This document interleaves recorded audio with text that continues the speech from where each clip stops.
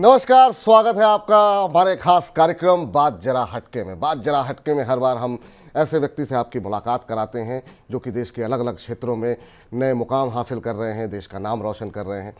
और आज की बात वाकई में ज़रा हटके है। हटके इस लिहाज से कि हम आपके लिए बड़ी ऊर्जा लगा करके बहुत सारे कार्यक्रम लेकर के आते हैं और उस ऊर्जा के लिए हम भोजन करते हैं। और अगर भोजन में स्वाद ना हो तो फिर मज़ा नहीं आता है, ना उतनी ऊर्जा रहती है। और इसीलिए आज के मेहमान को रूबरू कराएं उससे पहले हम खाली एक ही बात बोलेंगे, नमक शमक डाल देते हैं। जी हाँ, हमारे साथ हमारे खास मेहमान हरपाल सिंह सोखी जी जुड़ चुके हैं। हरपाल सर, बहुत बहुत स्वागत है। नमस्कार विपुल जी, नमस्कार। और सबसे पहले तो आपको बताएं कि इस कार्यक्रम को करने के बाद मेरी धर्मपत्नी, मेरी माता जी वो ज़्यादा खुश होंगी, क्योंकि वो लगातार आपके कार्यक्रमों को देखती रहती हैं और उसको नई नई डिशेज जो है वो तैयार करती रहती हैं। बहुत बढ़िया है। तो सबसे पहले तो ये जानना चाहेंगे कि ये जर्नी स्टार्ट कहाँ से हुई, शुरुआत कैसे हुई, कि बचपन में कैसे लगा आपको कि नहीं मुझे शेफ बनना है या इस दिशा में आगे बढ़ना है? विपुल जी, बड़ी इंटरेस्टिंग कहानी है ये। मतलब मैं कहूँगा कि ये आउट ऑफ चॉइस नहीं हुआ, आउट ऑफ नेसेसिटी ये करियर हमने चुना है। क्योंकि छोटे शहर में हमारा जन्म हुआ था, खड़गपुर वेस्ट बंगाल में। और वहाँ पे अक्सर ये होता है कि मतलब जो करियर चूज़ करना होता है, या तो आप रेलवेज ज्वाइन करते हैं। सबसे पहले अटेम्प्ट तो आईआईटी का देते हैं। तो आईआईटी नहीं हुआ, 1 2 3 अटेम्प्ट देते हैं। तो पहली बार नहीं हुआ तो हमने दूसरी तीसरी की तैयारी शुरू कर दी। उसी दौरान एक्चुअली तो भाई साहब ने कहा कि हरपाल देखो, मैं भी इसी स्ट्रगल से गुजर रहा हूँ, मैं परिवार में सबसे छोटा हूँ। और भाई साहब ने कहा भाई, अगर मैं भी इसी स्ट्रगल से गुजर रहा हूँ और तुम भी इसी स्ट्रगल से गुजरोगे तो दिक्कत आ जाएगी, परिवार को सपोर्ट कैसे करेंगे हम। तो एक काम करो, तुम होटल मैनेजमेंट कर लो। क्योंकि हमारे एक नेबर ने होटल मैनेजमेंट किया था और उसे नौकरी मिल गई फटाक से। तो नौकरी वॉज दी ऑब्जेक्टिव, कि नौकरी मिल जाएगी और परिवार को सपोर्ट करना, बस। तो उस सिलसिले में हमने फॉर्म भरा, जॉइंट एंट्रेंस एग्जाम दिया, सिलेक्शन हुआ तो हमने भुवनेश्वर चूज किया। और वहाँ से जाके पता चला, मतलब वहाँ जाने के बाद पता चला कि होटल मैनेजमेंट होता क्या है। तो उसमें सब्जेक्ट्स कौन सी होती है, आप कैसे चूज करते हो कि कौन से फील्ड्स उसमें से आप चुन सकते हो, क्योंकि कई सारे वर्टिकल्स होते हैं होटल में। तो वहाँ जाके एक मैं कहूँगा डिवाइन कॉल जिसको है ना, वो तीसरे महीने में आ गई कि मुझे शेफ बनना है। और जब वो कनेक्शन हो गया, मुझे लगा कि उसके बाद मैंने मुड़ के कुछ नहीं देखा। मैंने बाकी सारे कैरियर ऑप्शंस बंद कर दिए और यहीं पे फोकस करना शुरू कर दिया। तो बचपन से शौक था कुछ, मतलब कभी बनाते थे घर में कुछ, या फूडी थे? मम्मी के हाथ का अच्छा लगता था। मतलब ये कहूँगा कि मम्मी के बगल में बैठ के हम देखते थे। चूल्हा जलाना मेरा काम होता था, क्योंकि उस समय गैस नहीं था मेरे घर पे। तो हम वो कोयले का चूल्हा जलाते थे। तो सुबह शाम जलाने का मेरा काम होता था, ठीक है, वो मैं करता था। उसके साथ साथ बहनों के साथ कभी कभार मस्ती कर लेते थे। तो इमली तोड़ के लाए, उसमें मसाला डाले, मिक्स करके खाए। तो ये छोटी छोटी चीज़ें करते थे। पिताजी को बड़ा शौक था, संडे के संडे वो मटन करी बनाते थे। अच्छा, ठीक है जी। और वो मार्केट जाएंगे, सब कुछ लेके आएंगे, तैयारी करेंगे, तो हम इंतज़ार करते थे, अरे वाह ये आज बनेगा। जब आम का अचार बनता था समूह, तो वो काटना आम को, वो मेरा काम था। सुखाना, वो जब मसाला मिल जाता था अंदर बाहर रखना। तो कहीं ना कहीं मुझे लगता है एक स्टोरी बिल्ड हो रही थी एज अ शेफ बनने की।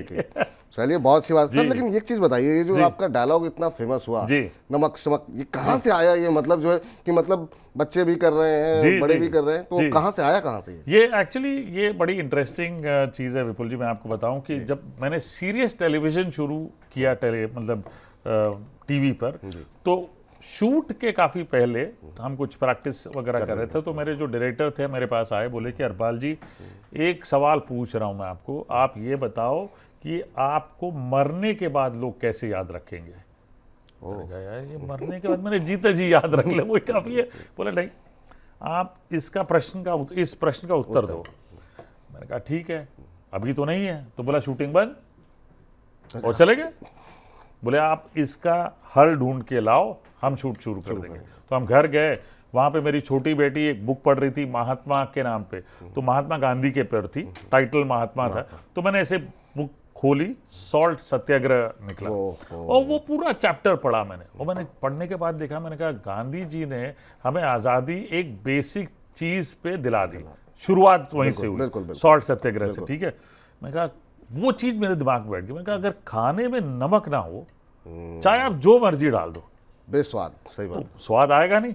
और फिर मैंने सोचा यार नमक से कुछ किया जाए, मैंने कहा नमक शमक डाल देंगे, तो ये अचानक से ये फ्लो आया, यूरेका मोमेंट इसको ना। तो मैंने 4-5 दिन बाद मैं मेरे डायरेक्टर के पास गया, मैंने कहा मुझे वो यूरेका मोमेंट मिल गया। मैंने कहा क्या है, मैंने कहा ये नमक डालते वक्त ना हम नमक शमक करेंगे, क्योंकि हम पंजाबी ये लोग हैं, लस्सी वस्सी चाय वाय पी लेते हैं, ये हमारा तकिया कलाम सा रहता है। तो मैंने कहा ये नमक शमक ये हम डालेंगे। तो उसने बोला नहीं अब गाओ इसको। मैं कहा चलो नमक शमक डाल देते हैं, नहीं अब रिदम बनाओ। तो वो रिदम में आ गया, फिर वो नमक शमक डाल देते हैं। वो फिर ऐसा चला, मेरे ख्याल से बूढ़े बच्चे पूरे वर्ल्ड में, चाहे हिंदुस्तानी है या नहीं है, सबको मजा आता। वो मैं जिसको कहता हूँ ना कि फादर ऑफ सॉल्ट इंडिया का chef Harpal Singh, energy chef of India Harpal Singh, नमक मेरी ऊर्जा है, वो उस तरह से वाली बात है। वाह, बहुत बढ़िया सर। ये निश्चित रूप से अभी तो आप काफी सफल हैं जी। स्ट्रगल करना पड़ा इस क्षेत्र में, जिस तरह की सफलता आपको अब मिली है, लोग पहचानने भी लगे हैं टीवी की वजह से, लेकिन जब लोग नहीं पहचानते थे और जब आपने अपना करियर शुरू किया, उसके बारे में थोड़ा बताइए।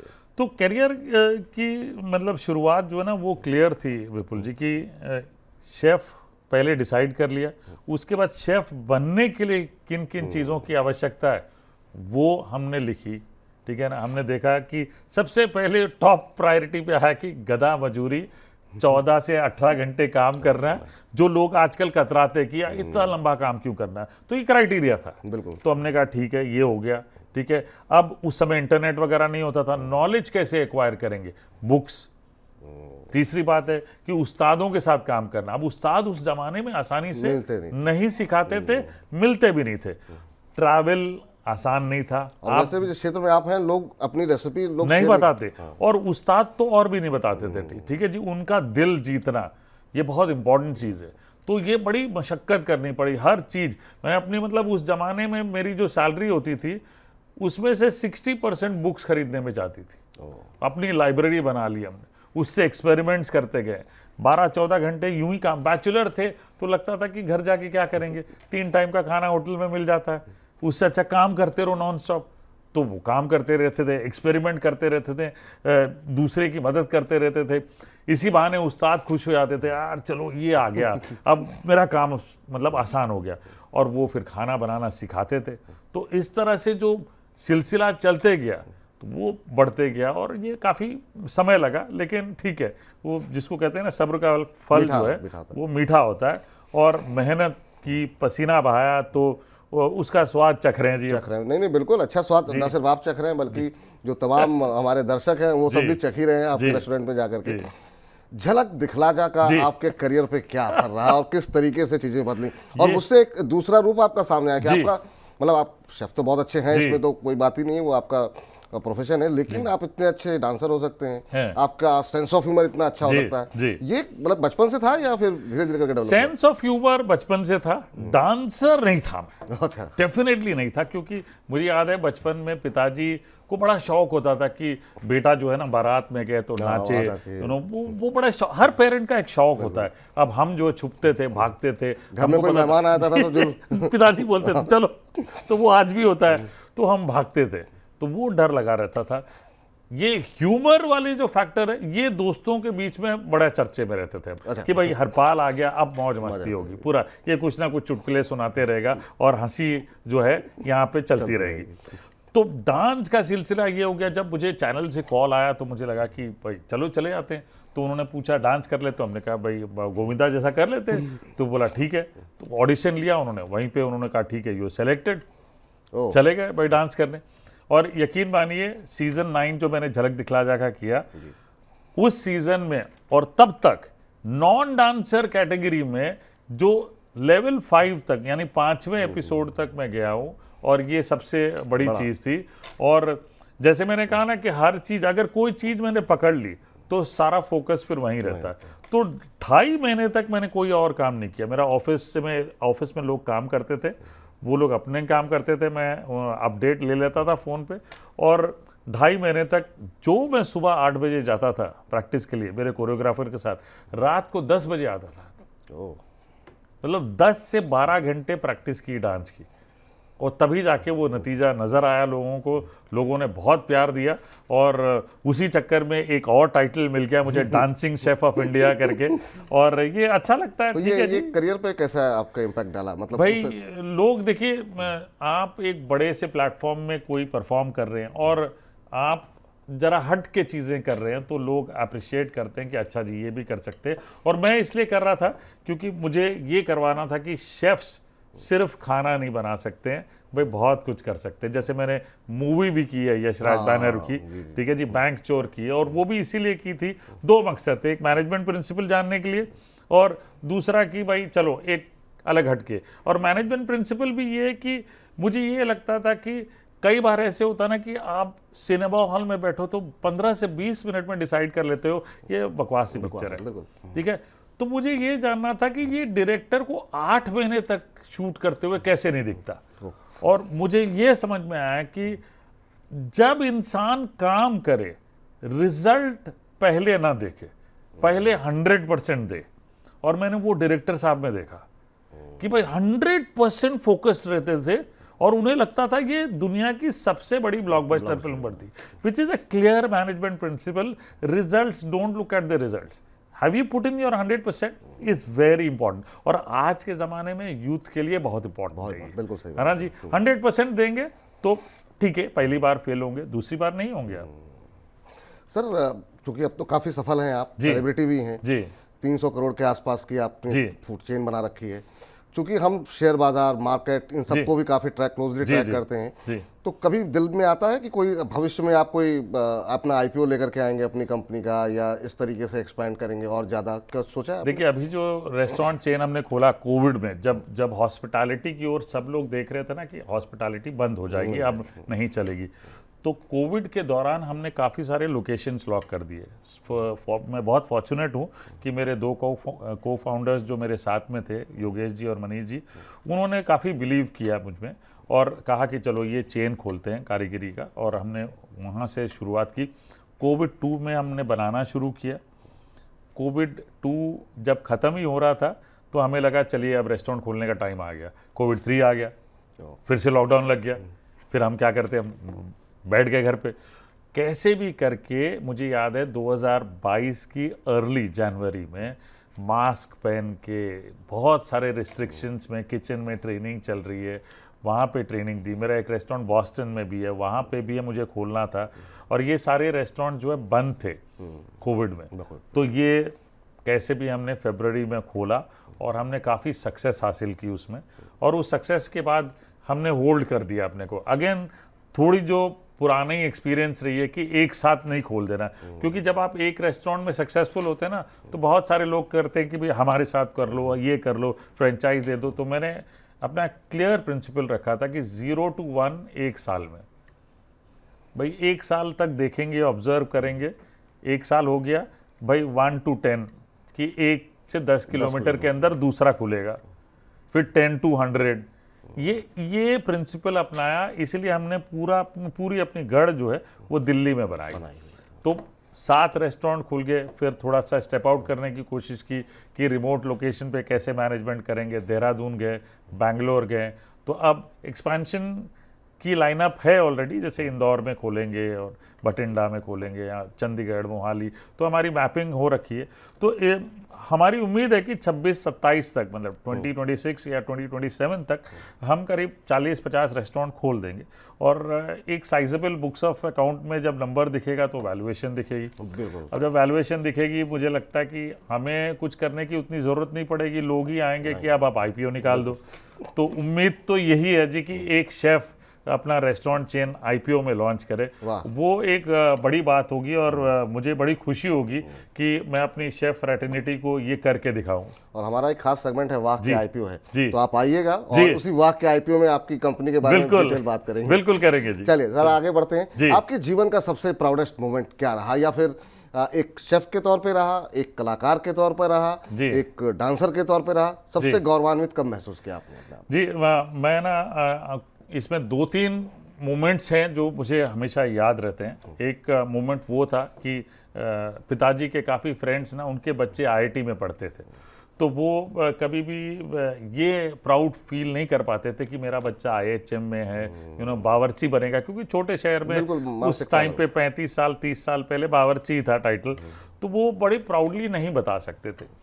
तो जब मैं पहली बार टीवी में आया 1993 में, मेरा पहला शो आया और मैं ट्रेन से बॉम्बे से गया खड़गपुर, और जब उतरा 5:30 बजे सुबह का समय था, और उतरा जब AC कोच से, पिताजी सामने खड़े थे तैयार होके बिल्कुल एकदम, और हम बैग लेके चले, घर बगल में ही था रेलवे स्टेशन के, और हम चल रहे हैं, और पिताजी सबको, अपने फ्रेंड्स को, रेलवे में थे तो प्लेटफॉर्म में काफ़ी लोग जानते थे उनको, वहाँ रेलवे वाले, तुम्हें पता है ये बेटा मेरा टीवी पे आया, खड़गपुर का पहला लड़का टीवी पे। वो जो मोमेंट था, वो उनका सीना ऐसा तन के चल रहे थे, वो मोमेंट मैं कभी भूल ही नहीं सकता हूँ। वो ऐसे मोमेंट थे, कोई एक बार जब टीवी में सीरियसली काम करना शुरू किया तो बालासोर से एक बहन का फ़ोन आया, कह कि हरपाल जी एक चीज़ बताना चाहती हूँ कि मेरे भाई जो है ना, छोटे भाई, जो वो स्पेशली एबल्ड चाइल्ड है, बोल नहीं सकते, मूवमेंट नहीं कर सकते, लेकिन जब आपका शो आता है टीवी पे, आप नमक शमक करते हो, वो बैठ के इतना नाचते हैं, पूछिए मत। ये एक बड़ा इंपॉर्टेंट है। कारीगरी रेस्टोरेंट में भी मैं देखता हूँ कि कई जो बुजुर्ग आते हैं, जब वो ब्लेसिंग्स दे के जाते हैं, कहते हैं कि हम बचपन से देख रहे हैं आपको, फिर बच्चे उनको लेके आते हैं कि ये इमोशनल मोमेंट है, हरपाल जी मिल गए तो मज़ा आ गया। जब मैं उनको मिलता हूँ तो वो खाना छोड़ के जो कहानियाँ चालू हो जाती है, तो ऐसे बड़े मोमेंट्स हैं जो मुझे बड़ा इमोशनल बना देते हैं, भावुक बना देते हैं, और मुझे ये लगता है कि ठीक है, ये सारी तो भगवान की कृपा है। जी, अभी तो आप काफी बिजी चल रहे हैं, कई सारी चीजें यहाँ चल रही हैं जी, तो कभी रेस्टोरेंट जाना होता है आपका, कि ताकि लोगों को सरप्राइज करने के लिए? मैं आपको बता दूं कि बिल्कुल रेस्टोरेंट जाता हूं। वैसे मेरा घर जो है बॉम्बे में है, लेकिन मैं दिल्ली में करीब 8 महीने तक गुजारता हूं, और महीने में एक्चुअली 1 हफ्ते से ज़्यादा मैं दिल्ली में रहता हूं, और मैंडेटरी हर रेस्टोरेंट में जाता हूं, सबसे मिलता हूं, ट्रेनिंग होती है, ऑडिट्स होती है, क्योंकि आप इंडियन क्यूजीन हैंडल कर रहे हो तो ऑटोमेशन जो है ना, वो इतना ज़्यादा नहीं हो सकता, आपको लिटरली ट्रेनिंग देनी पड़ती है, तो वो ऑडिट के द्वारा ही आप कंट्रोल कर पाते हैं। तो इस वक्त तो वो स्टेज पे हम कि फिजिकल ट्रेनिंग ज़्यादा है, ऑडिट ज़्यादा है, फिर उसके चेक्स वगैरह बनाएंगे अभी, क्योंकि 2-2.5 साल ही हुए हैं हमें, तो चेक्स वगैरह जो है वो जो जरूरी है, सिस्टम्स एंड प्रोसीजर्स है, उसको अभी हम एस्टैब्लिश कर रहे हैं, ताकि अपने आप ऑटोमेशन मोड में चलती रहे चीजें। जी। एक महत्वपूर्ण बात थी, अब सुनने में आ रहा है एक और आप टीवी लेकर के आ रहे हैं, लाफ्टर शेफ, कुछ बात चल रही है, जी, उसके बारे में छोटा सा बताइए। जी, ये एक बहुत इंटरेस्टिंग शो है विपुल जी, ये एक प्राइम टाइम चैनल पे आ रहा है, कलर्स पे, और ये लाफ्टर शेफ जो है, ये मैं उस शो का जज हूँ, उस शो में, और बहुत सारे बड़े बड़े सितारे जो हैं उसमें देखे जाएंगे, वो खाना बना रहे हैं। अच्छा। सबसे इम्पोर्टेंट चीज़ है, उनको आपने कॉमेडी करते हुए देखा, उनको आपने एक्टिंग करते हुए देखा, उनको आपने हंसाते हुए देखा, उनको आपने कभी खाना बनाते हुए नहीं देखा। तो ये उनका जो एंगल है हम दिखा रहे हैं, और उस एंगल में मैं उनकी मदद कर रहा हूँ, मैं उनका खाना जो वो बनाते हैं वो जज भी कर रहा हूँ, गाइड भी कर रहा हूँ, ताकि लोगों को एक नया एंगल देखने मिले, एक सॉफ्ट लाइट हार्टेड शो देखने मिले। तो वो एक बहुत मज़ेदार शो होने वाला है, और मैंने आज तक जितने टेलीविज़न शोज़ किए हैं उसमें कहीं ना कहीं एक एंगल अलग होता है जो लोगों को बड़ा पसंद आता है, और ये शो आई एम श्योर लोगों को बहुत पसंद आएगा, क्योंकि इसमें खाना है, मौज है, मस्ती है, कॉमेडी है, बहुत कुछ है। चलिए सर, हमारी तरफ से बहुत शुभकामनाएं। और हरपाल जी, मतलब आप शेफ अच्छे हैं, मैंने शुरू में ही कहा, आप व्यक्ति बहुत अच्छे हैं जी, और बाकी आपकी जो सेंस ऑफ ह्यूमर है, जो डांसिंग है, उससे तो लोग परिचित ही हैं। जी, बहुत बहुत शुभकामनाएं, और जल्दी आपके रेस्टोरेंट में आते हैं और अच्छा खाना खाते हैं। बिल्कुल, thank you so much Vipul ji, thank you so much जी, थैंक यू। तो चलिए, हमारी खास पेशकश जरा हटके में बस कार्यक्रम को यहीं समेट देते हैं, लेकिन चलते चलते एक बार सर वो जरा गा करके बताइए, नमक शमक नमक शमक। ओ जी, नमक शमक नमक शमक डाल देते हैं, नमक शमक नमक शमक डाल देते हैं। भाई नमक शमक डालते रहिए, अपने जीवन में खुशियाँ बिखेरते रहिए, बांटते रहिए, भाई यही जीवन है। हंसिए, हंसाइए, खाइए, खिलाइए। हंसिए, हंसाइए, खाइए, खिलाइए, स्वस्थ रहिए, अच्छा खाइए, और हरपाल जी के रेस्टोरेंट में जाकर के बहुत बढ़िया बढ़िया खाना खाइए। फिलहाल हमारी इस खास पेशकश में इतना ही, मुझे इजाज़त दीजिए, नमस्कार।